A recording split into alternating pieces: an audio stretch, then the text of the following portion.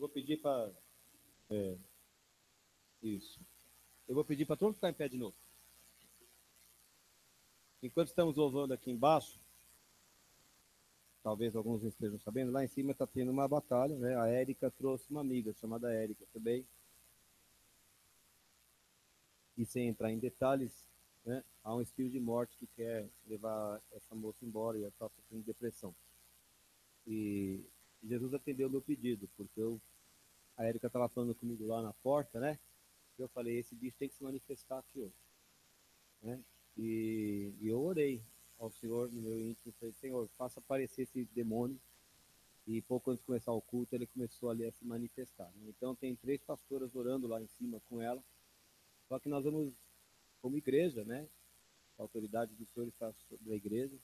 O Senhor deu à igreja a autoridade para expulsar demônios. Nós vamos levantar nossas mãos, e nós vamos orar, nós vamos decretar, porque o Senhor mandou, Jesus veio para desfazer as obras do diabo, né? Isso está na Bíblia, e o Senhor deu essa autoridade à igreja. Amém? Então vamos levantar nossas mãos, vamos orar. Senhor, estamos na tua presença e nós estamos intercedendo por aquela moça lá em cima, Senhor, que tem sido aprisionada pelo diabo, pelo Exu das almas que se manifestou, que declarou o seu nome, e por toda a legião que está ali também envolvida naquilo. E nós decretamos a libertação dela em nome de Jesus, porque o Senhor expôs ao desprezo e expôs na cruz todas as hostes do diabo para a vergonha dele, e o Senhor pisou a cabeça da serpente ali na cruz, e porque o Senhor venceu sobre todos, e o Senhor está sentado sobre o trono e governa todas as coisas, no nome de Jesus, nós entramos em oração e intercessão em favor daquela alma, Senhor, da Érica, que o Senhor liberte hoje, Senhor, essa moça, que ela tenha um encontro com o Senhor Jesus, um encontro transformador daquela vida, em nome do Senhor Jesus. Não conhecemos a vida dela, não sabemos nada da sua história, mas o Senhor conhece tudo e o Senhor a amou. Então, em nome do Senhor Jesus, nós intercedemos por ela e damos uma ordem ao diabo: solte e obedeça a ordem do Senhor Jesus, que é dada por meio da igreja. Amém. Amém.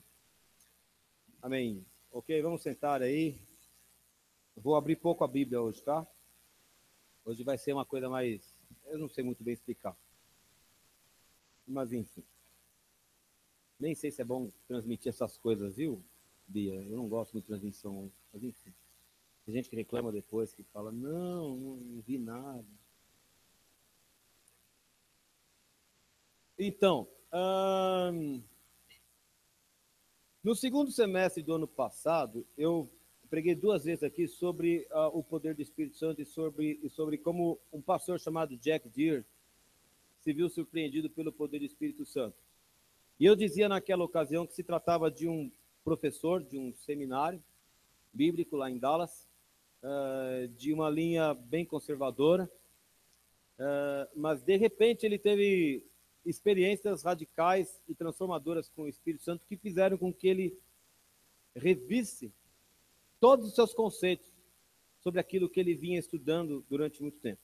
Contei alguns testemunhos dele, que ele escreveu no seu livro, Surpreendido pelo Poder do Espírito Santo, e depois o ano transcorreu e não deu para continuar. Mas eu ainda sinto que nós devemos entender algumas coisas sobre o mover do Espírito Santo, porque esta é uma igreja que caminha em cima desse mover. E eu penso que quando Deus formou a Água da Rocha, lá na casa do pastor, que não era a igreja, mas era um grupo que se reunia para adorar o Senhor, a intenção era que o Espírito Santo se manifestasse sempre nas reuniões, como hoje deve estar se manifestando lá em cima, trazendo libertação. Essa é a síntese desse grupo que se reúne aqui, adora o Senhor e busca. A gente busca o Espírito Santo exatamente para exercer o poder do Senhor aqui na terra, no reino de Deus. Então eu sinto que eu devo continuar trabalhando em cima disso aí. Hoje eu vou, na verdade, trazer uma conversa que é muito mais algo baseado na lógica do que leitura de texto bíblico, mas a gente vai passear um pouco na Bíblia. Daqui 2 semanas, se eu estiver aqui de volta, se estiver tudo bem, eu prometo que eu trarei só Bíblia, e a gente vai ler bastante. Mas eu vou começar contando uma história. Disse que um psiquiatra tinha um paciente, e você sabe, bom, paciente de psiquiatra, né? E esse cara dizia que ele estava morto. E o psiquiatra tentou de todo jeito convencê-lo, por vários métodos e por várias argumentações, de que aquele sujeito, aquele paciente, não era morto coisa nenhuma, mas sim estava vivo. Mas não havia argumentação que fizesse o rapaz se convencer de que ele estava vivo. Ele achava que estava morto. Ele, doutor, eu estou morto, eu morri. Aí um dia o psiquiatra teve uma ideia brilhante. Ele falou assim: se eu conseguir provar para ele que pessoas que sangram estão vivas, acho que ele vai entender. Aí ele arrumou uma série de manuais médicos e deu na mão do cara. Ele falou: vai ler isso aí.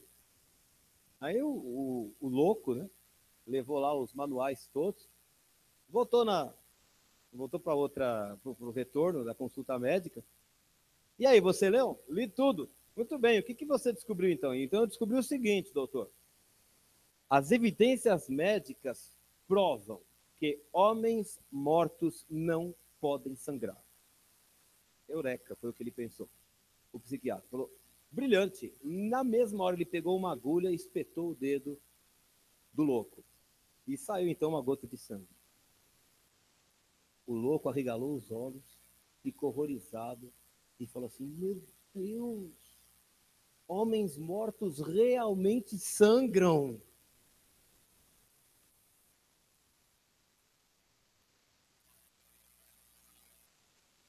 O que essa história nos ensina? Essa história nos ensina que, embora nós digamos que somos pessoas racionais, lógicas, pessoas inteligentes, o fato, e eu estou falando fato no sentido científico da palavra, o fato é que, frequentemente, nós forçamos o nosso cérebro a se ajustar às coisas em que nós acreditamos e nós criamos as razões para isso. Embora o louco tivesse todas as evidências de que ele estava vivo e sangrando, ele pôs na cabeça dele que ele era morto.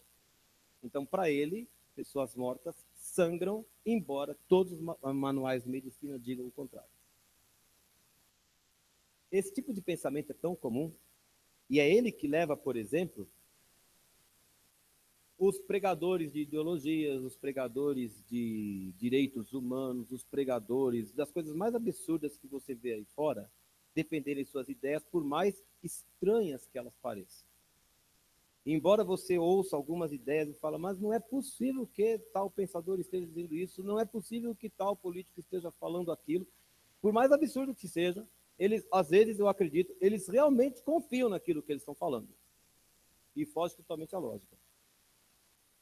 É esse tipo de pensamento que leva pessoas a usarem a Bíblia para tentarem justificar os seus pecados. Tem gente que busca na Bíblia justificativa. Jesus bebia vinho.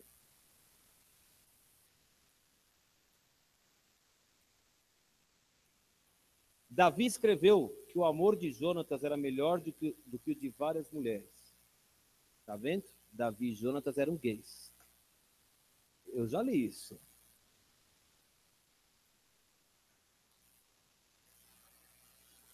É verdade. Às vezes nós temos pecados em nós que a gente não consegue combater e a gente vai procurar na Bíblia para a gente ver se encontra uma vírgula que sirva para interpretar, para justificar o pecado. É o mesmo tipo de pensamento. Em vez de aceitar logo o que a Bíblia está falando, que seria muito mais simples para a gente, né? Então, na verdade, o assunto é o seguinte: é um procedimento comum da nossa mente, ajustar as evidências àquilo que nós acreditamos, e não acreditar conforme as evidências. E, na verdade, nós acabamos enganando a nós mesmos. Esse é um trabalho típico do nosso coração. Por isso que Jeremias fala que o coração humano é enganoso. A gente acha que a gente é racional, mas a gente não é racional. A gente decide acreditar em alguma coisa e vai procurar os caminhos para comprovar aquilo. Né? Às vezes, entretanto, esse assunto deriva, inclusive, para questões doutrinárias. E, veja bem, eu não estou falando que são pessoas maldosas, manipuladoras, enganadoras. Às vezes são crentes piedosos, que de fato temem a Deus, amam o Senhor mas muitas vezes se valem desses mesmos recursos para elaborarem suas doutrinas, né? Quando eu estava na igreja presbiteriana, eu fiz a profissão de fé lá. E na profissão de fé, diante de toda a igreja, o pastor pergunta assim: você fez isso, José? Eles perguntam, eles pedem para a gente jurar, não sei se essa palavra é certa, né? Mas a gente tem que afirmar perante toda a igreja que a Bíblia é a nossa única regra de fé e prática. Confere, Pedro, falei certo? O que eu estou dizendo quando eu afirmo que a Bíblia é minha única regra de fé e prática? Que eu só vou seguir o que está escrito na Bíblia. Todo o meu comportamento, porque a prática é isso, é o meu caminhar, é o meu dia a dia, meu cotidiano. Tudo que eu acredito e todo o meu comportamento estarão embasados nesse livro. E só nele, e em nada mais. Mas isso é uma utopia. Essa premissa, essa afirmação chama-se objetividade bíblica. A pura objetividade bíblica. Mas nós devemos ser honestos e reconhecer que nem os presbiterianos conseguem ser 100% apoiados na Bíblia. Nem nós, pentecostais. Nem ninguém. Ninguém é 100% apoiado na Bíblia. Então, devia ser assim. Nós devíamos ser assim. Eu vou andar somente pelo que a Bíblia diz. Mas no fundo, a gente acaba andando pelo que outros dizem. Por exemplo, hoje eu estou falando da Bíblia para você, mas eu estou apoiado no livro de um outro servo de Deus. Eu não estou falando que isso seja ruim, nem bom. As coisas são assim. Alguém foi estudar a Bíblia mais do que eu, escreveu um livro, eu li, achei que bate com aquilo que eu acredito e pronto. E estou seguindo assim. Na verdade, as nossas posições teológicas estão, desculpe agora cada um de vocês, mas eu vou falar uma coisa muito séria. As nossas considerações teológicas estão apoiadas muito mais em experiências pessoais do que na Bíblia. Se formos honestos, vamos reconhecer que eu apoio a minha doutrina muito mais nas experiências que eu tive ou nas que eu deixei de ter do que na própria palavra de Deus. E quando eu falo disso, eu estou falando de circunstâncias mesmo. A cultura na qual estamos inseridos, ensinamentos que vieram da família, ensinamentos que aprendemos na igreja desde pequenininhos. Por exemplo, a Bíblia não diz claramente o que acontece com, vamos supor, a criança que morre com 1 ano e meio. A Bíblia não diz. Você já leu na Bíblia alguma palavra que diga o que acontece com... E se for um aborto? O que acontece com o feto?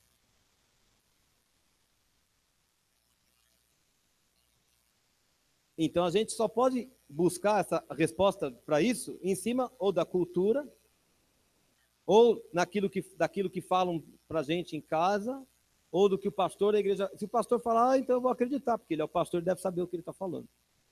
E se você virar a Bíblia de Gênesis Apocalipse, você não vai encontrar essa resposta. Mas essa semana, e por acaso, eu li um testemunho. E eu não tenho motivo para duvidar do testemunho. Eu não tenho motivos também para crer. Mas, basicamente, nós acreditamos que até que se prove o contrário, está todo mundo falando a verdade. Especialmente quando põe o nome de Jesus na frente. Então, baseado nessa premissa, que é muito circunstancial, eu acredito no testemunho que eu li. Um garoto de 8 anos estava viajando de carro com seu pai e sua mãe. Nos Estados Unidos, quando sofreram um acidente, o pai morreu. O menino teve lesões seríssimas, traumatismo crânio seríssimo, e ele teve parada respiratória pelo menos 3 vezes, até que conseguiram estabilizar, e por fim ele ficou 2 semanas em coma, e os médicos disseram à mãe, olha, quando ele acordar, se acordar, vai ficar vegetando, pode esquecer, não tem o que fazer para essa criança não, está perdido, vai vegetar, porque as lesões foram muito sérias. Passaram-se 2 semanas e o menino acordou, e ninguém entendeu como é que o menino não tinha nenhuma sequela. Ninguém entendeu como ele não tinha sequela alguma. E logo a mãe se viu na obrigação de explicar para o filho que o pai tinha morrido. Antes que o menino perguntasse, o menino tinha 8 anos. Fulano, sabe o papai? Você sabe onde o papai está? Ela se surpreendeu com a resposta do menino. Eu sei, ele está lá no céu. Eu encontrei com ele lá. Ele estava lá, o amigo dele que morreu um mês antes também estava lá. E eu estava lá numa roda em pé com ele. Ninguém falou nada, mas a gente estava lá. Eu sei que o papai está lá, eu vi. Ninguém disse que o papai tinha morrido. E ela se surpreendeu quando, depois, o menino falou assim, inclusive, eu vi os seus outros 2 filhos. E a mãe nunca tinha dito para o filho que ela teve 2 abortos espontâneos antes do menino nascer. Então, eu não estou fazendo doutrina, mas a partir da hipótese de que ele esteja falando a verdade, eu entendo que o feto, se não vinga, está na presença de Deus também. Mas isso não está escrito na Bíblia.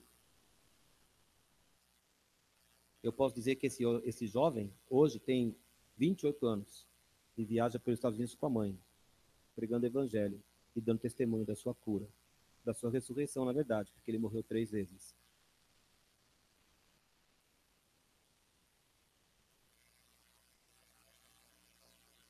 E nós caminhamos isso. Você pode falar assim, eu não acredito. Então tá bom, então você não vai acreditar. Ou você fala, eu posso acreditar. Eu não estou dizendo que acredito ou não, mas eu acho que é possível. E todos nós nos baseamos em cima de experiências. Eu tenho tentado muito falar de Jesus lá na escola. Eu sempre prego sobre Jesus.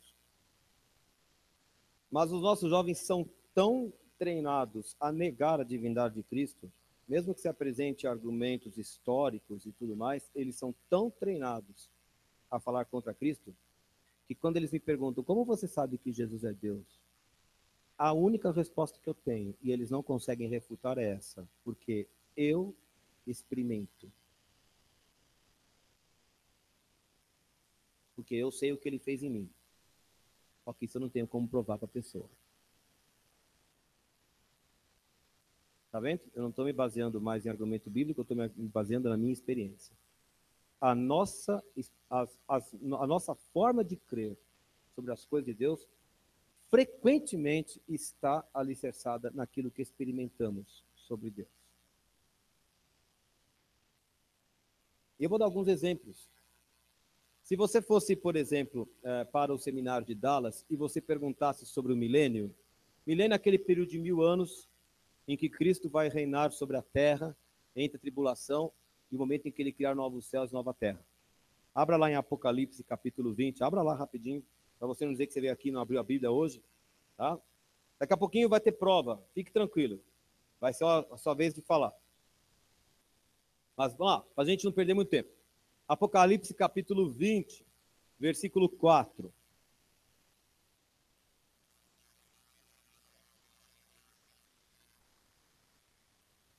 Apocalipse, capítulo 20, versículo 4.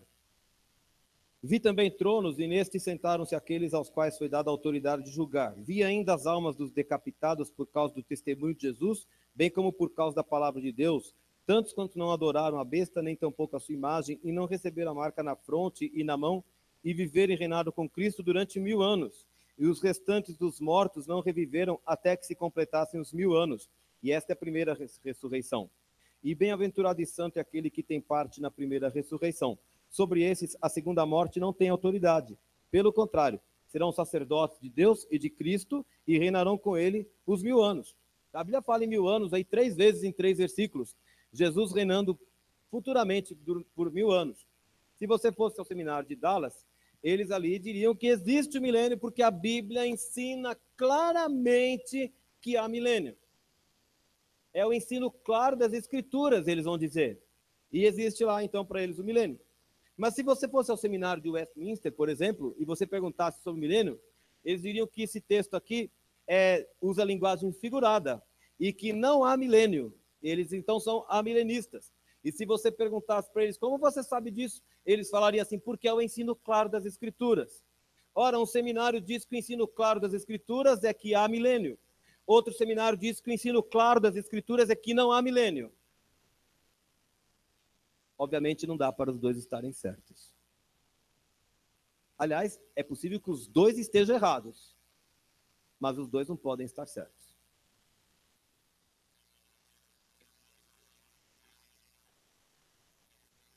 E eu aqui não estou falando do teólogo A, B ou C.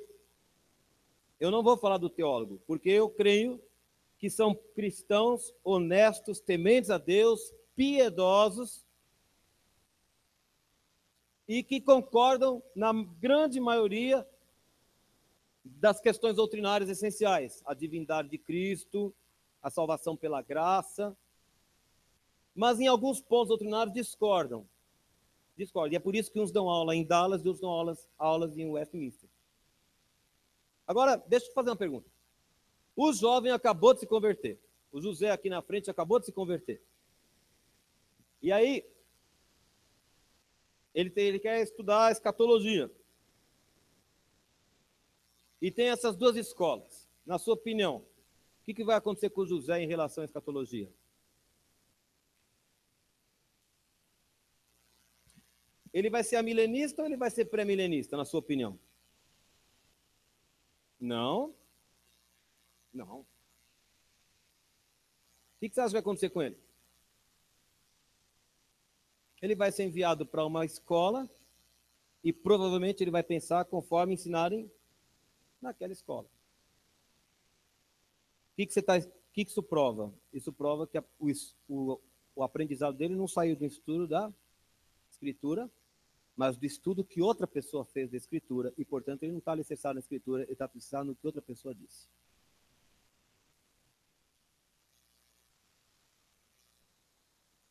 É por isso que muitas vezes o pastor de crã aqui fala, não saia por aí lendo muito livro.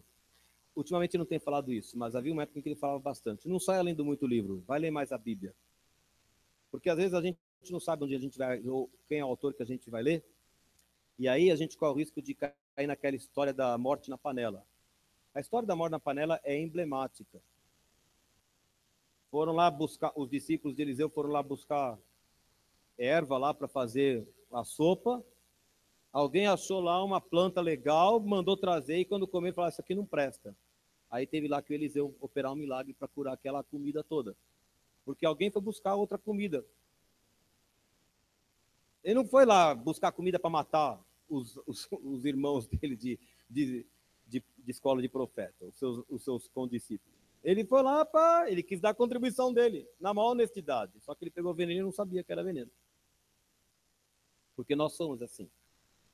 Porque nós aprendemos por aquilo que ouvimos das pessoas que elegemos como nossos mestres. E nós caminhamos assim. Isso não vai mudar. Nós somos assim. Então, não estou dizendo que é bom nem que é ruim. Eu estou dizendo o fato. Né? E às vezes, eles chegam a ser mais influentes sobre nós do que a própria Bíblia. Então, o que eu estou afirmando hoje é que a maioria dos crentes acredita no que acredita, porque pessoas piedosas e respeitadas ensinaram assim, e não porque elas foram ler a Bíblia e estudar. Vou contar um segundo exemplo. Diz que lá em Dallas, quando uma pessoa quer cursar, fazer doutorado em Dallas, ela é submetida a um exame muito rigoroso, um exame que envolve provas escritas e outras provas orais. Aí eles formam uma banca de 4, 5 professores, eles vão fazendo, então, as perguntas oralmente, né? Essas perguntas orais variam. Antigo Testamento, hebraico, arqueologia, uma série de provas importantes, e no meio dessas provas tem uma sobre doutrinas pessoais. O que a pessoa acredita. Essa talvez seja a parte mais importante, porque o seminário não quer trazer para dentro de si uma pessoa que creia de uma forma diferente, porque depois essa pessoa sai colocando na parede o diploma com o nome daquele seminário, ensinando uma coisa diferente do que o seminário esposa. Aliás, parênteses, né? Ontem eu fiquei estupefato lá. Uma pessoa, existe uma senhora, uma moça, uma mulher, sei lá, que está dizendo aí nas redes sociais que a igreja só vai cumprir o seu chamado quando ela começar a pregar e a estudar e a defender todas as questões de gênero, que essa é a função da igreja. Essa pessoa saiu de uma igreja pentecostal, onde havia muitos usos e costumes, e ela não aceitava o assunto do cabelo comprido, da saia, etc. Ela se rebelou, virou feminista na adolescência. Ela se considera uma desigrejada. Ela não frequenta igreja nenhuma, mas diz que é cristã, tá? E ela entende isso, que a função da igreja hoje é engajar-se nas lutas a favor das questões de gênero. O interessante que eu não consigo entender é por que o Mackenzie aceitou que ela fizesse doutorado lá dentro. Porque o Mackenzie não defende nenhuma dessas correntes. Doutorado é formada no Mackenzie. Mas lá em Dallas é diferente. A pessoa pensa muito diferente, a escola fala, você não serve para essa escola aqui porque você vai dar problema aqui para nós. E está certo. No fundo, eu acho que está certo. E eu vou contar a história de houve uma data específica lá, 3 estudantes seriam avaliados, e o primeiro que foi avaliado era um estudante que só tirava A. Ele fez o high school dele lá, numa escola cristã, depois ele fez 4 anos de seminário, ele fez depois um mestrado também na área de teologia, e já fazia 1 ano que ele estava lecionando em um outro seminário, e só tirava A. E ele agora queria fazer o doutorado lá em Dallas. E quando fizeram as perguntas sobre o Antigo Testamento e as outras perguntas mais genéricas, ele foi muito bem mesmo. Quando chegou a hora de fazer as perguntas sobre doutrinas teológicas, coube a Jack Deere a incumbência de fazer as perguntas. E eu vou aqui contar a prova para vocês. E vocês vão ter que me ajudar agora, tá? Sabatina, porque hoje é sábado. Então, vamos lá. A primeira pergunta da prova foi esta: o que você pensa da divindade de Jesus Cristo? Aí o candidato deu risada na cara do avaliador. Achou que fosse piada. O avaliador falou, a pergunta é séria. O que você acha da divindade de Cristo? Muito irreverente da risada do avaliador, né? Dê risada depois que você tiver o seu na parede, aí você dá risada de quem você queira, né? Dar risada antes de ser admitido na escola é muito complicado, mas ele deu risada. Mas a pergunta é séria. O que você pensa sobre a divindade de Jesus? Todo mundo vai fechar o olho agora. Para você não olhar o outro. Só para você não olhar o outro. Aquele aqui que acredita que Jesus é Deus, levante a mão.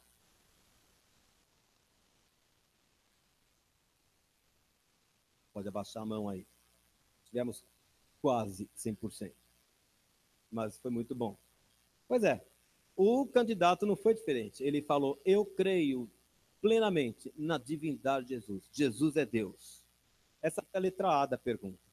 A letra B sempre é melhor. Muito bem, nós também acreditamos nisso aqui. Agora, você pode me justificar a sua resposta? Como você sabe que Jesus é Deus? Acreditem, ele conta que o seminarista, o candidato, embatucou. Ele parou, titubeou. Bom, o Novo Testamento inteiro fala que Jesus é Deus. É verdade. Então, me diga um versículo que me diga de forma que não deixe a menor ambiguidade, para eu saber que Jesus Cristo é Deus. Pode falar, você que souber. Você, pastor, não pode falar, tá? Pastor.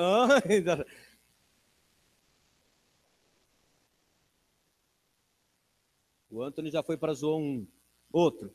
Serve? João 1 serve. Você ia ter que ler até o 14 para provar isso, mas está certo. O que fala João 8?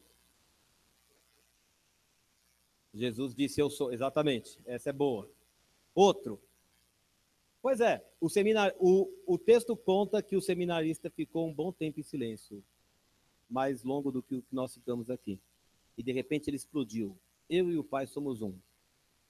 Quem disse isso? Jesus disse isso. Vocês acham que eu e o Pai somos um é uma frase que define plenamente que Jesus está dizendo que ele é Deus? Por que não? Nossa, Pedro Paulo já foi mais longe ainda. Vocês estão melhor que o pessoal de Dallas. Hein? Ele disse que... Eu não sei dizer o que ele falou. Você sabe? Fala aí. Não, eu disse que o Senhor Jesus disse que aqueles que creem também seriam um com o Pai como ele é. Na verdade, ele orou. Ele não afirmou, ele orou. Quase.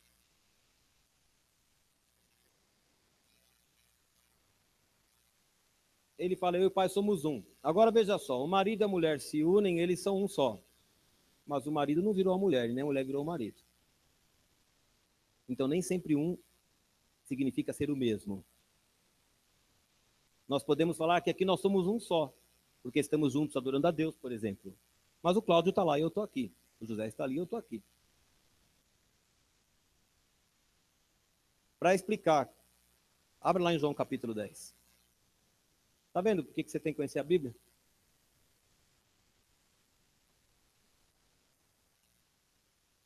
João capítulo 10.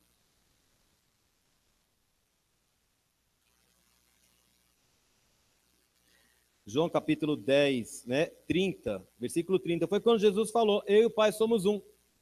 Se o seminarista tivesse continuado a sua conversa falando dos versículos seguintes, ele provaria, porque olha só o que fala ali. Novamente os judeus pegaram em pedras para atirar em Jesus. E disse-lhe Jesus, eu tenho-vos mostrado muitas obras boas da parte do Pai. Por qual delas me apedrejais? Responderam os judeus, não é por obras que te apedrejamos, e sim por causa da blasfêmia. Pois sendo tu homem, te fazes Deus a ti mesmo. Ah, Jesus estava falando que ele era Deus. Agora sim. Mas o seminarista não foi capaz de trazer isso, mas ele era professor de seminário. O texto que o Anthony comentou serve. No princípio era o verbo estava com Deus e o verbo era Deus. Mas você tem que ler pelo menos até o versículo 12 para entender, quando fala que o verbo veio para os que eram seus, mas os seus não o receberam, que eram os judeus, mas a todos quantos o receberam, deu-lhes o poder de serem feitos filhos de Deus, a saber, aos que creem no seu. Aí você sabe que o verbo tem um nome.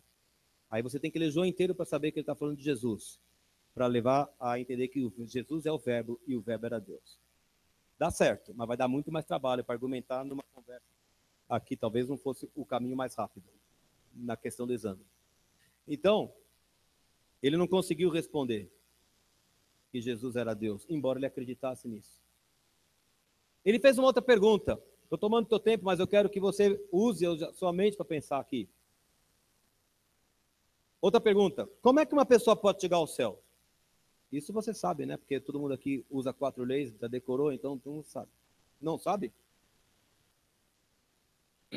Como a pessoa chega ao céu? Fala. Fala, Érica, você falou aí no fundo. O que significa através do Senhor Jesus? Pela fé em Jesus. Mas o diabo crê em Jesus e não vai para o céu. O que significa ir pelo caminho? Aceitar que ele é o salvador de quê? Então você está explicando que eu tinha uma dívida que tem que ser paga. E isso, como é que você sabe que você foi perdoado?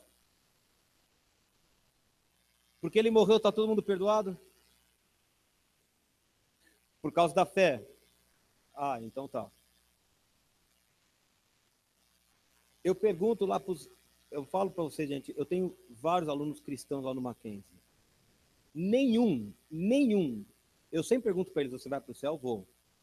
Nenhum deles, até hoje, foi capaz de me dizer como é que sabe que vai para o céu.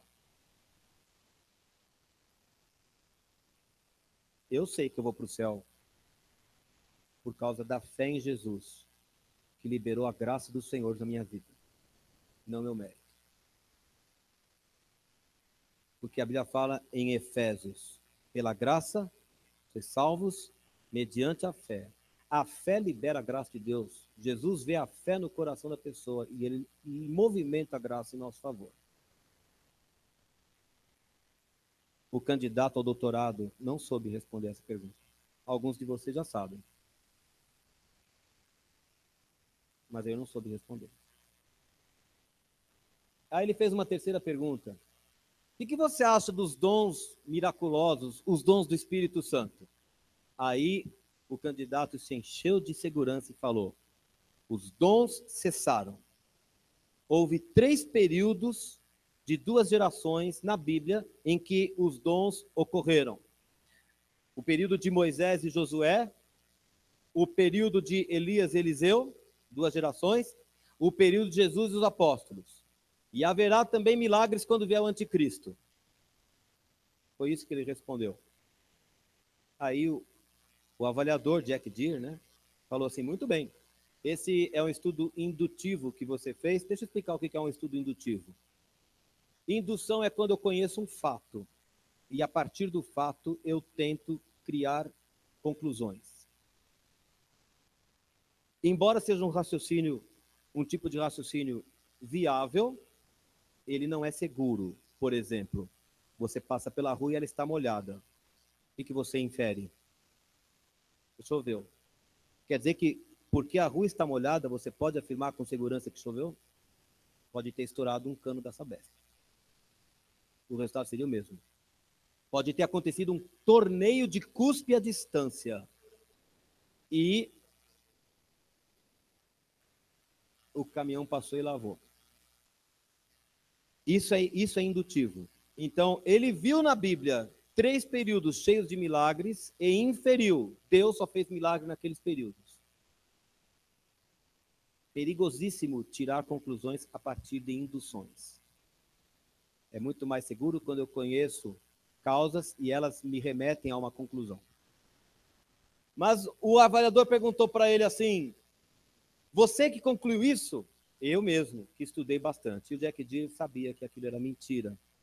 Pasmem, às vezes os postulantes ao doutorado em teologia também mentem. Ele sabia que essa era uma escola desenvolvida no início do século XX por um tal de Benjamin Warfield, que é um dos maiores defensores do cessacionismo. Aí ele ficou tão aborrecido pela desonestidade do candidato que ele falou, então tá bom. Então vamos abrir em Gênesis? Todo mundo lá em Gênesis agora. Vamos ver se é verdade o que você está falando. E você está com Gênesis aí, a gente não vai ler. A gente vai folhear o livro de Gênesis, tá? Quem folhear mais rápido ganha. O que acontece no capítulo 1 de Gênesis? Vai lá, vai falando. A criação da terra, dos céus da terra. Foi milagre? Do nada Deus criou tudo. Capítulo 2, o que acontece? Deus forma o homem e a mulher. Deus forma o homem do pó e a mulher da costela de Adão. Acontece sempre, né? Capítulo 3, o que acontece no capítulo 3? Uma cobra fala. Eles comem um fruto. Depois Deus faz roupas de pele de animal. E ainda expulsa do jardim do Éden e coloca um anjo com uma espada de fogo. É uma coisa que a gente vê todo dia também. O que acontece no capítulo 4? Caim mata Abel. Isso a gente vê também bastante. Só que a gente não vê Deus colocando marca na testa dos assassinos sempre. Mas Deus colocou marca na testa de Caim, para que ninguém o vingasse. Capítulo 5 é uma genealogia. O que acontece entre os capítulos 6 e 9 de Gênesis? Vai folheando, vai folheando, vai folheando. De 6 a 9. Por que tá? Cadê sua Bíblia, rapaz? Vai abrir lá. Noé. A terra foi inundada. Todos os animais do campo, as aves do céu e os seres humanos morreram. E Deus preservou uma família numa arca. Nunca havia chovido sobre a terra antes. Capítulo 11. O que acontece no capítulo 11? Miraculosamente, as pessoas que estavam juntas, unidas, construindo uma torre, começam cada um a falar uma língua. Ninguém consegue se entender mais e eles se afastam. Aí, então, Jack Deere perguntou para ele, bom, e aí? Como é que fica a sua doutrina? Ah, mas é que as coisas têm que começar de um jeito, né? De algum jeito tem que começar. É história muito antiga. Tá bom, então vamos continuar mais um pouco. Do capítulo 12 de Gênesis até o 50, você vai encontrar biografias. Abraão, Isaac, Jacó, biografias. Vamos lá. Fale um pouco da biografia de Abrão. Por exemplo, capítulo 15. Primeiro Deus já o chamou sobrenaturalmente. Capítulo 15. O que acontece no capítulo 15? Isso depois. O que acontece no capítulo 15? Deus passa em forma de fogo entre metades de animais. E faz uma aliança com Abrão. Capítulo 17, capítulo 18. O Senhor, com 2 anjos, aparece para Abraão, avisa que vai destruir Sodoma, promete um filho para o prazo de 1 ano. E ainda come daquela comida. Houve uma epifania ali. O que acontece no capítulo 19? Sodoma e Gomorra são varridas do mapa por uma chuva de fogo com enxofre. Antes, os anjos colocaram a cidade toda para ficar cega. O que acontece com a mulher de Ló? Não tem milagre nenhum acontecendo aí, né? É tudo muito normal, acontece sempre. Abraão, com 100 anos, tem um filho, Sara, com 90, tem o seu único filho.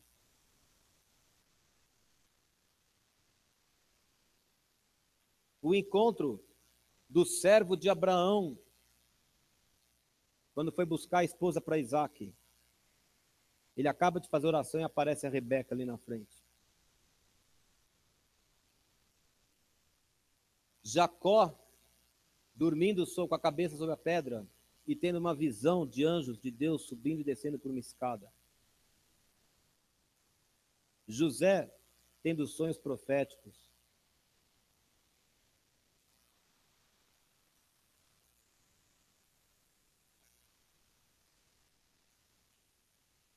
Mas alguém escreveu que os milagres cessaram ou que não aconteceram, exceto na época de Moisés, na época de Elias, na época de Jesus. Eles continuaram o exame, pularam Êxodo até Josué, porque essa fase, de acordo com Warfield, já tinha mesmo, né? Muito milagre. Ele foi para Juízes, onde ele encontrou Gideão. O que acontece de extraordinário em Gideão?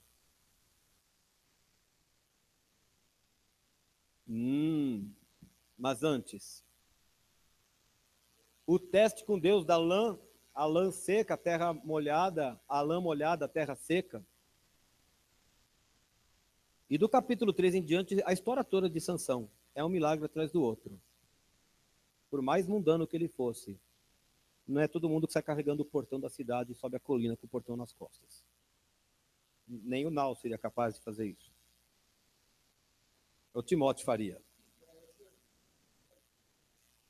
Eu estou contando algumas, para não ficar muito mais longo, né, do que já é. Né? Então, o seminarista lá foi forçado a reconhecer que a sua doutrina não se sustentava. A Bíblia não prova que os milagres cessaram. Pelo contrário, ela nunca disse que os milagres cessaram. Mas alguém escreveu.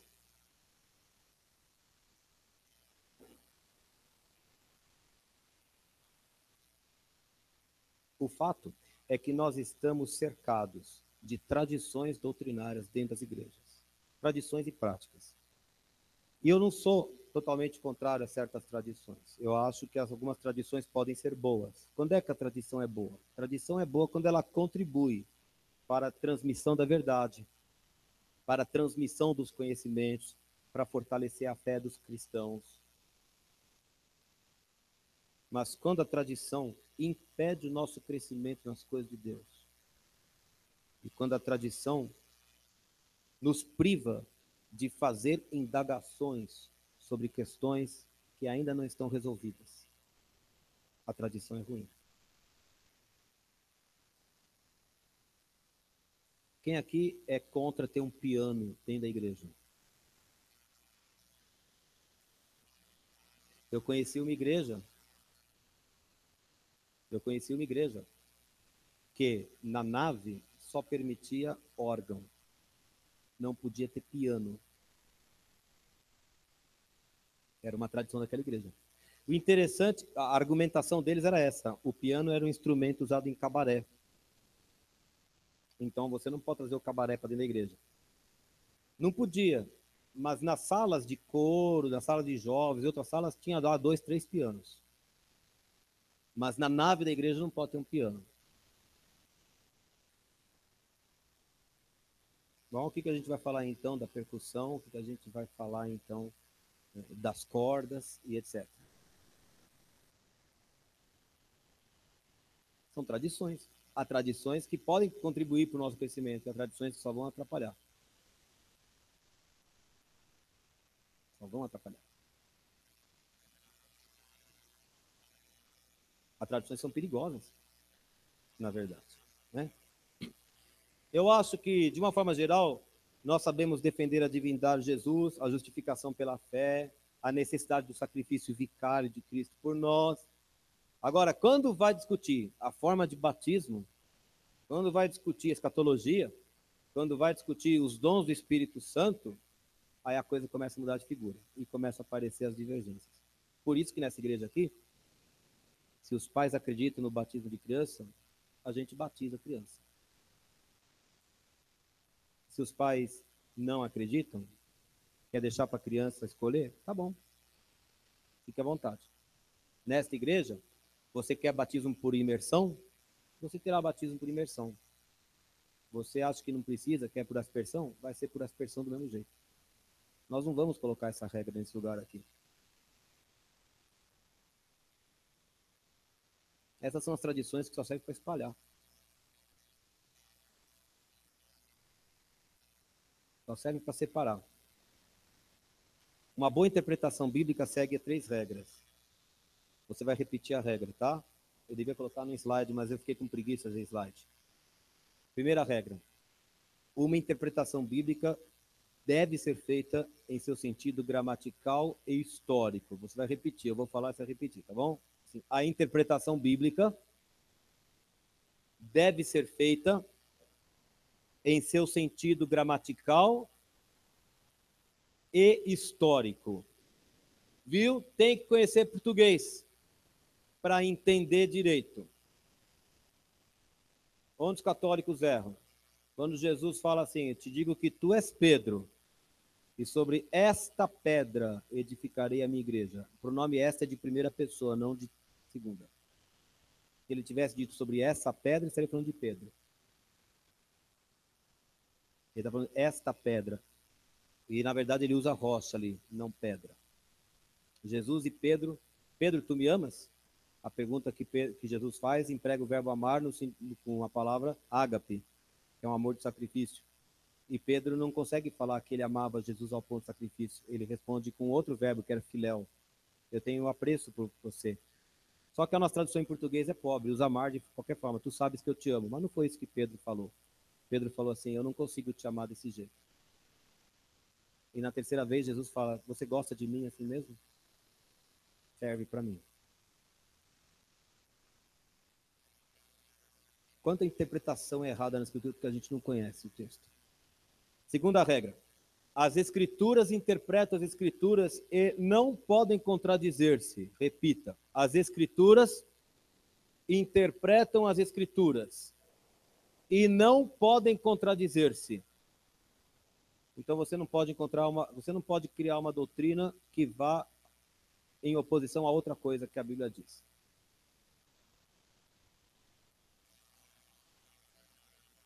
Terceira, a orientação do Espírito Santo deve ser buscada para a interpretação das Escrituras. Repita, a orientação do Espírito Santo deve ser buscada para a interpretação das Escrituras. Você que tem o hábito de ler a Bíblia aqui nessa igreja, quantos de vocês, ou quantos de nós, pedimos ao Senhor, antes de começarmos a leitura, que esclareça a palavra quando a gente vai ler?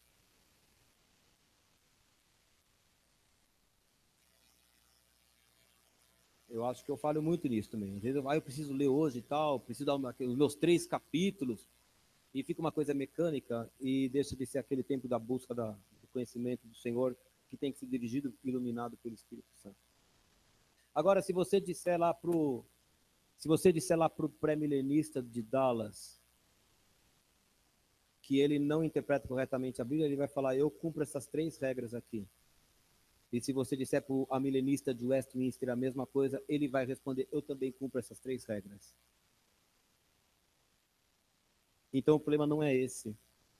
O problema é que a gente vai atrás do que os outros ensinam e a gente gosta de acreditar naquilo que é mais confortável para a gente. E eu vou terminar com um exemplo. Se o recém-convertido fosse trancado numa sala, acabou de aceitar Jesus, você enfia a Bíblia na mão dele, se tranca naquela sala lá, e vai estudar o que a Bíblia fala sobre milagres, ele jamais seria um sensacionista. Agora eu vou contar uma história verídica e para explicar. O autor desse livro aqui, surpreendido pelo poder do Espírito Santo, como eu já contei para vocês ano passado, era o deão de um seminário conservador. Mas ele conta aqui que aos 17 anos ele se converteu, sem filtro nenhum. E ele começou a ler a Bíblia ao ponto de memorizá-la. E a primeira coisa que ele descobriu é que Deus ainda fazia milagres. Ele foi feliz da vida contar para os seus líderes na sua igreja. E eles falaram assim, para, esse negócio de milagre não é mais verdade não, tá? Isso aconteceu na época dos apóstolos. E o maior milagre que existe até hoje, e o único, é a conversão de uma pessoa. Por isso a gente tem que se dedicar à evangelização e só. Quem era ele? Era um jovem recém-convertido, 17, 18 anos. Quem estava falando para ele? Os líderes da igreja, pessoas piedosas, comportamento exemplar, já tinham conhecimento da Bíblia. Não, isso aí não, tá? Deixa que não vai nisso não. Aí ele falou, tá bom, então deve ser mentira. Ele deixou de acreditar nos dons do Espírito Santo.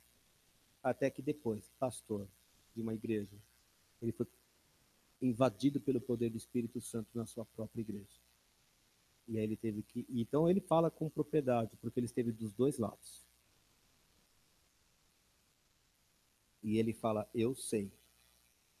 E ele declara que está absolutamente convencido de que as Escrituras não ensinam que os dons passaram com a morte dos apóstolos. Um jovem lá no Mackenzie, bem doutrinado, diga-se de passagem, falou para mim assim, os dons eram necessários naquele tempo, hoje eles não são mais necessários. Eu perguntei para ele, por quê? Não tem gente doente ainda, não tem gente endemoniada e não tem gente do inferno ainda? Só naquela época que tinha? Aí ele não soube me responder. Os dons são absolutamente necessários para nós ainda hoje. Como nós precisamos dos dons. Como a revelação de Deus é importante para que nós possamos operar o reino de Deus na terra e ver as pessoas libertas. Nós precisamos buscar essas coisas.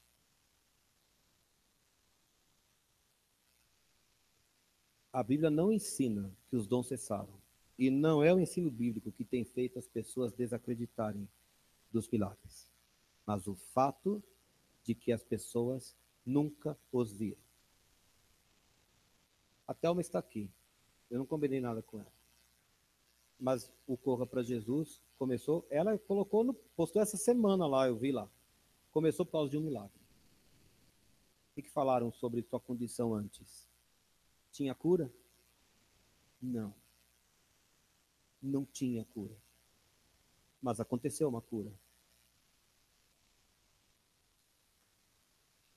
Deus operou uma cura, queridos. Deus operou uma cura no nosso meio. Glória a Deus mesmo. Deus operou uma cura em nosso meio.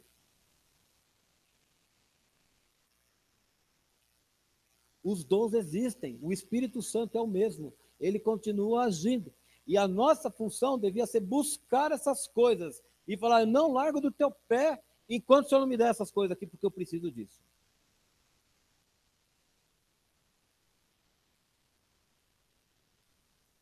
Os crentes, escuta o que eu vou falar, os crentes não descreem dos milagres por causa do ensino bíblico. Descreem por causa da falta de experiência. porque nunca viram. Um grande teólogo sensacionista dos Estados Unidos, em conversa com Jack Deere, segredou. Ele falou assim: de fato, não é possível provar que os dons cessaram somente pela Bíblia. Eu preciso usar a Bíblia e preciso falar da história da igreja. Ora, falar da história da igreja não é falar de experiências? Agora, deixa eu te quebrar um argumento. Eu mesmo aqui já vim falar sobre testemunhos uma vez e falei que a gente não faz doutrina em cima de testemunho. Eu já falei isso 2 vezes aqui nesse púlpito. Deixa eu te fazer uma pergunta aqui. Quantos de vocês creem que os gentios passaram, que a salvação não ficou presa somente aos judeus, mas também alcançou os gentios? Estamos salvos? Amém? Como é que isso foi compreendido pelos cristãos da igreja primitiva? Foi uma revelação de Jesus ali? Então, mas como é que o Pedro teve o quê? Eles decidiram, o que aconteceu? Pedro teve uma visão. E daí? Foi só uma visão, ele não tinha entendido nada da visão. A visão acontece 3 vezes, ele não entendeu o que tinha acontecido. Aí, quando ele acaba, quando pela terceira vez o lençol sobe, aparece o anjo do Senhor e fala: vem aí 3 homens que vão te procurar, vai com ele e não pergunta. Aí apareceram lá, Cornélio. Judeu não podia entrar na casa gentil. E foi lá o Pedro entrou. E Pedro começa a pregar o evangelho. E no meio o que acontece? Meu querido, isso não é uma experiência? Responda, isso não é uma experiência? Então como é que o Senhor não nos ensina hoje por meio das experiências?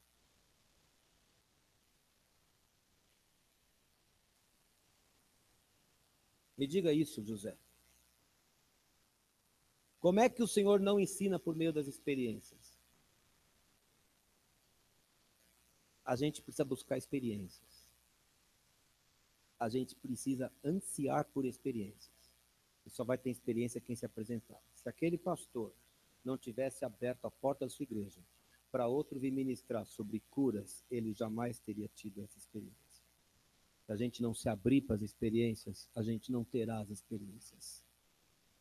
E a gente vai continuar achando que Deus parou de fazer as coisas, a gente tem que ser uma igreja comum. Mas esta não foi chamada para ser uma igreja comum. Ela é uma igreja que anda na unção. E a unção existe.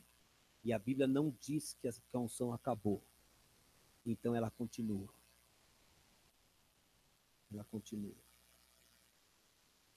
Se os pentecostais são acusados aí fora, e muitas vezes com verdade, viu? Os pentecostais dão muito motivo para isso. Os pentecostais são acusados de apoiarem sua doutrina em experiências pessoais. Os conservadores tradicionais fazem a mesma coisa, pois eles se apoiam na história da igreja. E a história não é nada mais, nada menos do que uma sucessão de experiências. Nunca aconteceu, então não tem mais. Aconteceu, então tem.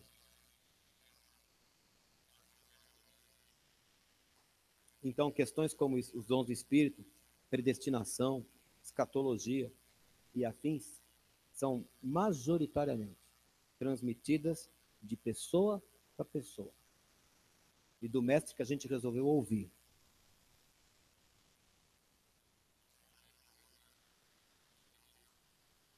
Mas o que Deus espera é que nós conheçamos a Bíblia.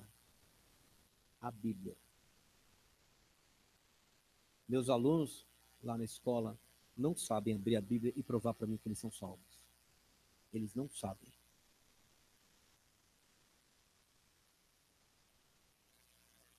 Esta igreja cresceu estudando a Bíblia. Você tem que conhecer a Bíblia. Você tem que conhecer a Bíblia por você mesmo. Para o seu benefício. Você tem de conhecer a Bíblia. E saber discernir quando a doutrina é de Deus e quando não é de Deus. Você tem que conhecer a Bíblia. Mas hoje eu vou terminar. Eu deixei um stand-by lá para vocês, mas eu quero cantar outra coisa que eu não sei se alguns conhecem aqui. Faz tantos milênios que a gente não canta, que quase ficou cântico tradicional. Achou lá, Bia? Você não achou? Achou? Eu vou tocar aqui, eu vou pedir que a Alice, que conhece a Glaucia, o José, não sei se tem mais, mas é muito antiga, assim. Espírito, vem para ficar, vem manifestar toda a glória e poder, santidade e louvor, piedade genuína, humildade e amor. Esse cântico bateu dentro de mim assim, enquanto estávamos no louvor, e nós vamos cantar este cântico.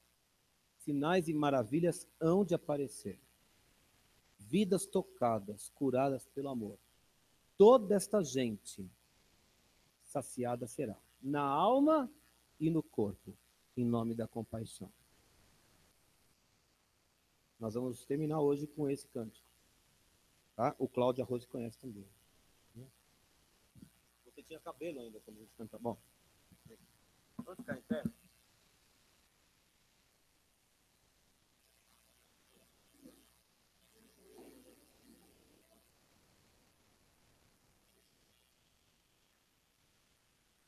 Essa aqui é...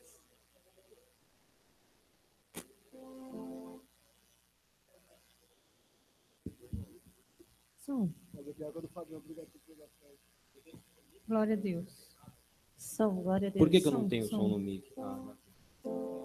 Som. Ei, som. Ei. Vitor, eu?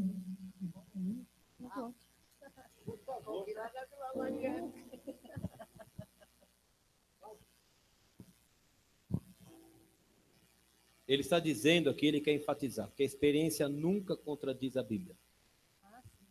Amém.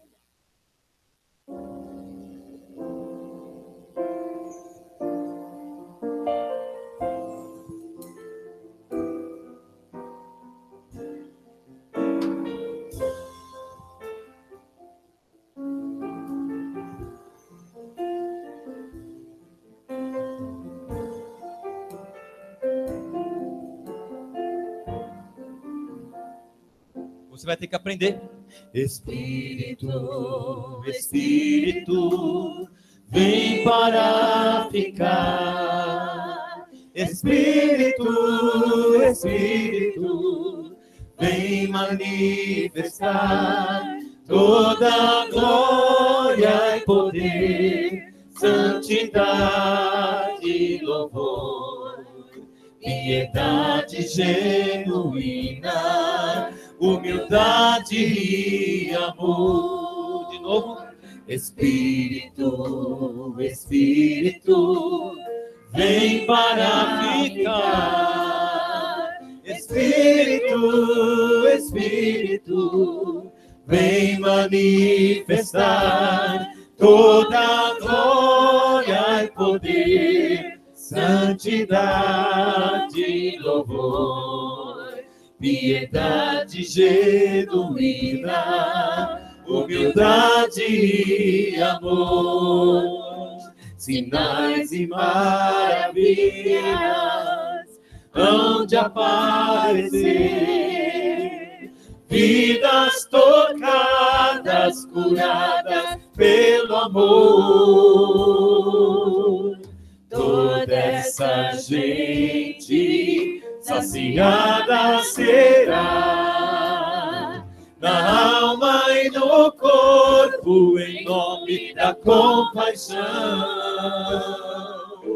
Espírito, Espírito, vem para ficar. Espírito, Espírito, vem manifestar toda a glória e poder, santidade e louvor, piedade genuína, humildade e amor. Sinais, sinais e maravilhas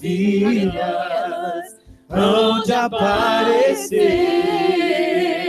vidas tocadas, curadas pelo amor.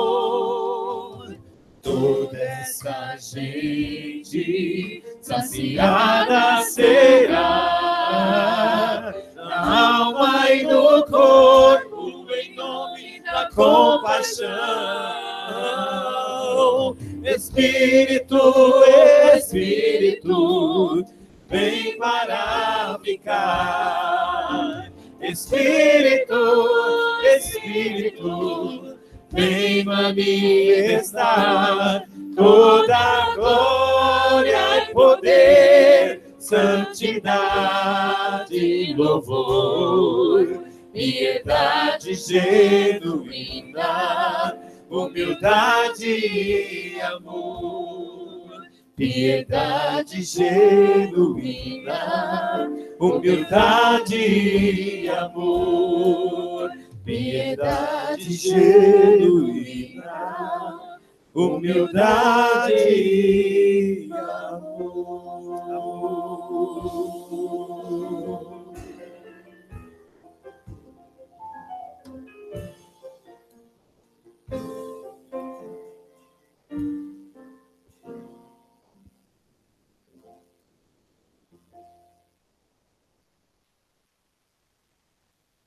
Senhor, Espírito,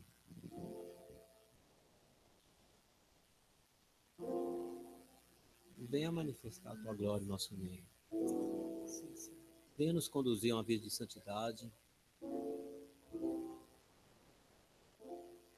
de louvor, uma vida devotada a dar glória ao nome de Jesus, em tudo que dissermos, em tudo que fizermos. Venha semear em nós a piedade genuína, como prega a palavra do Senhor. Venha nos capacitar para sinais e maravilhas. Venha nos encher do teu poder para curar as pessoas, para desfazer as obras do diabo. Porque foi para isso que o Senhor nos chamou. Queremos pedir perdão pela incredulidade, pelo espírito crítico, que muitas vezes deixamos crescer dentro de nós e que nos transforma em pessoas inertes.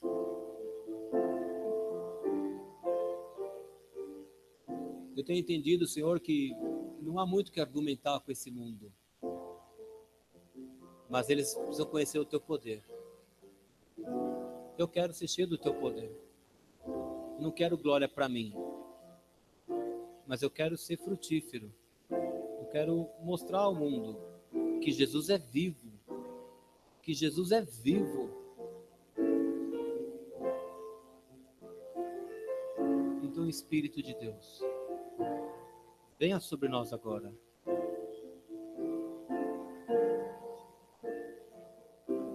Vem encher, Senhor, e derramar teus dons sobre a igreja. Com visões,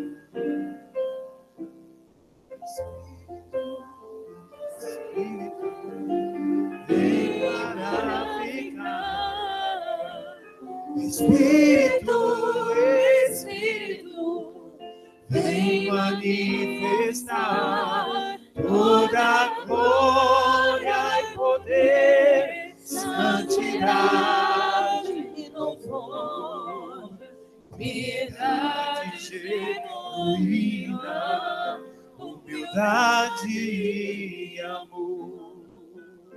Piedade genuína, humildade e amor. Piedade genuína, humildade e amor.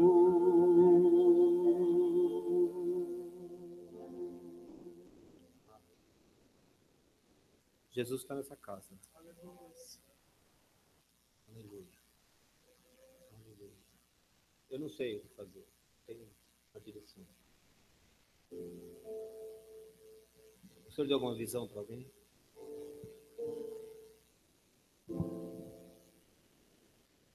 Pode sentar se você quiser. Tá na presença de Deus ou está em casa. Pode sentar.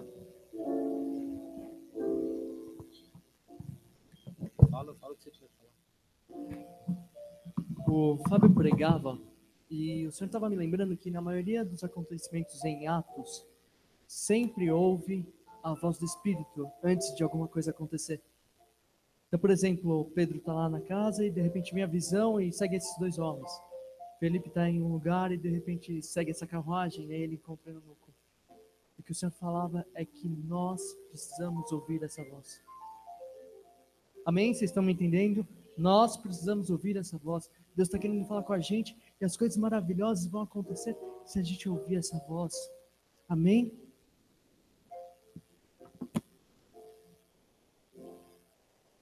Quer falar? Fala, né? Quer falar alguma coisa?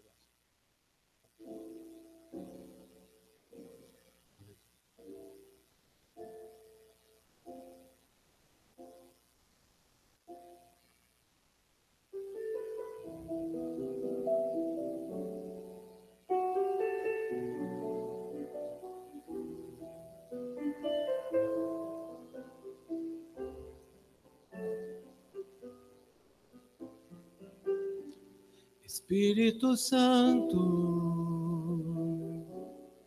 te necessito. Manda o teu fogo a este lugar.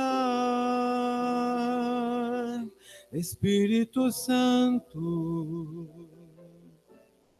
quanto anelo ver tua glória e majestade. És minha força, és minha ajuda. Espírito Santo, vem neste lugar. Espírito Santo,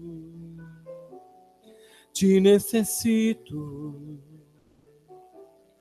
Manda o teu fogo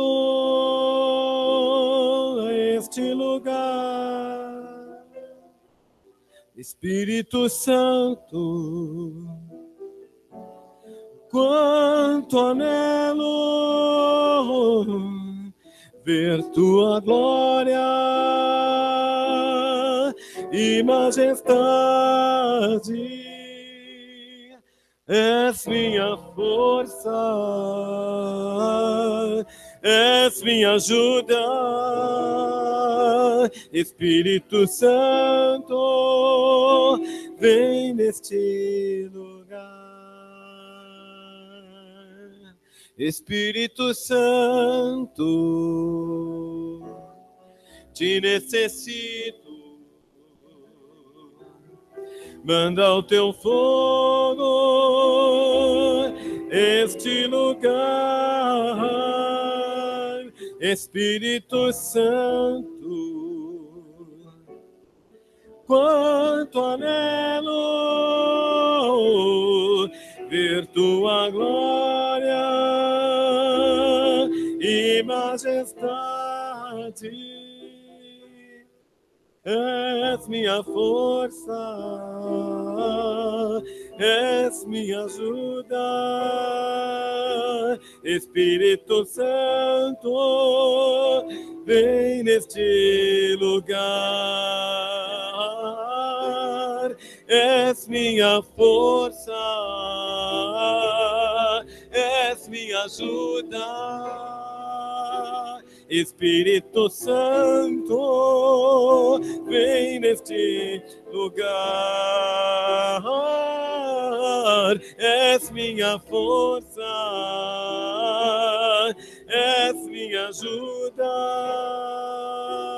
Espírito Santo, vem neste lugar. Espírito Santo, vem neste lugar. Espírito Santo, vem neste lugar.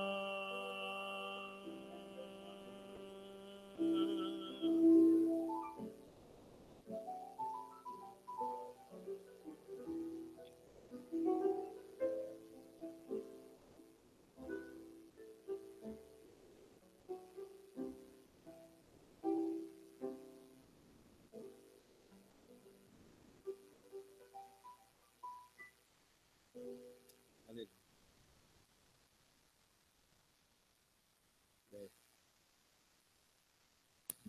Boa noite, paz do Senhor.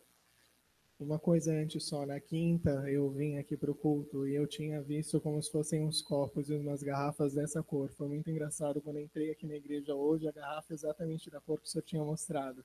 Eu não tinha entregue porque não tinha nenhum significado específico. Enquanto o Fábio ministrava essa canção, eu não sei se tem alguém aqui que entrou orando por isso, mas o senhor me dizia abastecimento. Eu via como se fosse um depósito, um armazém de comida e as prateleiras sendo cheias. Só que era engraçado que as prateleiras eram tão cheias que elas começavam a transbordar. Eu via como se fossem pacotes de macarrão que iam caindo, porque era como se uma, sei lá, imagina um mercado, cada produto ele tem um centro de distribuição.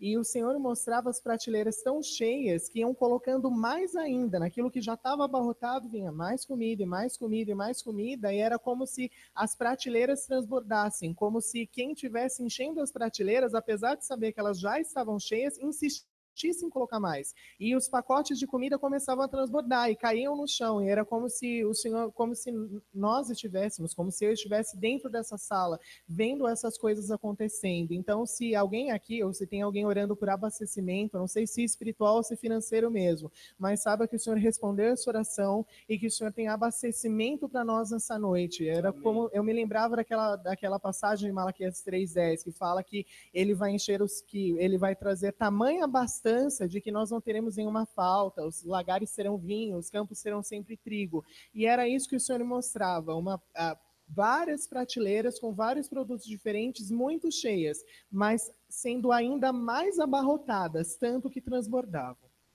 Glória a Deus. Glória a Deus. Amém. Alguém tem mais uma palavra? Não? Então vamos ficar em pé. Glória a Deus. Glória a Deus.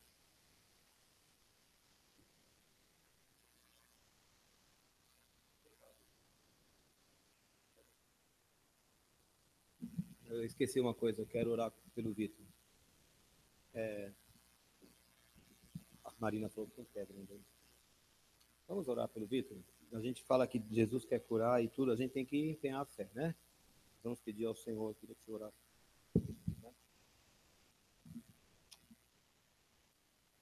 Pai, nós ouvimos hoje que o Senhor faz milagres e nós cremos que o Senhor é um Deus de milagres. Nós acreditamos que a sua palavra é verdadeira e há tanto tempo que o Vitor vem lutando com isso, Senhor. Pai, eu tive isso e eu sei a dor horrível que é, mas eu quero ordenar em nome do Senhor Jesus, na autoridade da tua palavra, pedras, escute a nossa voz como igreja hoje, sejam despedaçadas pelo poder do nome do Senhor. E em nome de Jesus, Pai, toque nesse rim e que essas pedras desapareçam. E venha a saúde perfeita sobre a vida do teu filho nesta noite. Nós declaramos a cura do Senhor. Em nome de Jesus, em definitivo, Senhor, nós te pedimos, cura esse rim do Vitor e que essas pedras desapareçam e não voltem mais para a glória do teu santo nome. Dá essa vitória, essa liberdade para o teu filho. Em nome de Jesus. Amém. Amém. Vamos orar? Senhor, obrigado por tua presença aqui. Eu sou muito grato ao Senhor, porque o Senhor é tão fiel, sempre cumpre a tua palavra. Nós queremos conhecer a tua palavra, viver a tua palavra. E hoje, pela fé, nos apropriamos dos ensinamentos, ó Pai. Nós vamos crer no que a tua palavra diz. Eu vou falar diferente. Nós vamos crer no que a tua palavra diz. E nós vamos pedir a graça do Senhor para andarmos em cima da tua palavra, sobre a tua palavra. Pedro lançou redes sobre a tua palavra, embora ele conhecesse muito sobre pesca. Nós queremos conhecer menos sobre as coisas e queremos conhecer mais do Senhor, para caminharmos dentro da tua vontade, cumprindo a tua vontade aqui, Senhor. venha encher todas as pessoas aqui, Senhor, do teu espírito, do teu poder, a tua santidade, para executarmos tua vontade no mundo. Em nome de Jesus. Amém. Amém.